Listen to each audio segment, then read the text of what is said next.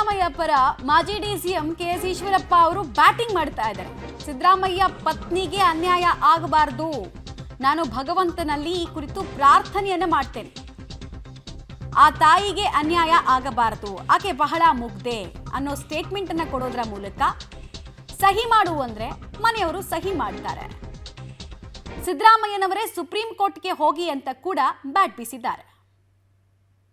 ಭಗವಂತನ ದಯದಿಂದ ಅವ್ರ ಪರವಾಗಿ ನ್ಯಾಯ ಸಿಗಲಿ, ಅದರಿಂದ ಅವ್ರು ಹೊರಗೆ ಬರಲಿ. ಎರಡನೇದು, ಏನೂ ಗೊತ್ತಿಲ್ಲದಂಥ ಮುಗ್ಧ ಹೆಣ್ಣುಮಗಳು ಅವ್ರ ಶ್ರೀಮತಿಯವರು, ಪಾರ್ವತಿಯವರು. ಯಾವ ಕಾರಣಕ್ಕೂ ಭಗವಂತ ಅವ್ರಿಗೆ ತೊಂದರೆ ಕೊಡಬಾರ್ದು, ಇದು ನಾನು ಪ್ರಾರ್ಥನೆ ಮಾಡಿದ್ದೆ ಭಗವಂತನಲ್ಲಿ.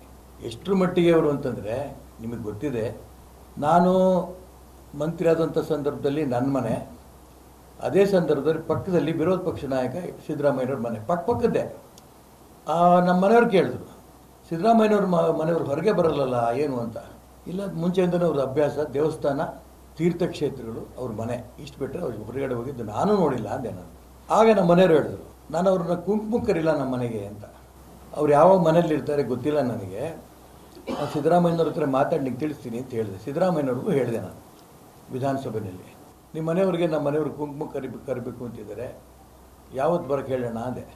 ಅಯ್ಯೋ, ಒಂದೇ ಸಮುದಾಯದ ನಾಯಕರು ಸಹಜವಾಗಿ ಕೆಎಸ್ ಈಶ್ವರಪ್ಪ ಹಾಗೂ ಸಿದ್ದರಾಮಯ್ಯ ಪರವಾಗಿ ಬ್ಯಾಟ್ ಬೀಸ್ತಾ ಇದ್ದಾರೆ. ಬದಲಾದಂತಹ ರಾಜಕೀಯ ಚಿತ್ರಣ ನೋಡಿ, ಯಾರೂ ಶಾಶ್ವತ ಶತ್ರುಗಳಲ್ಲ.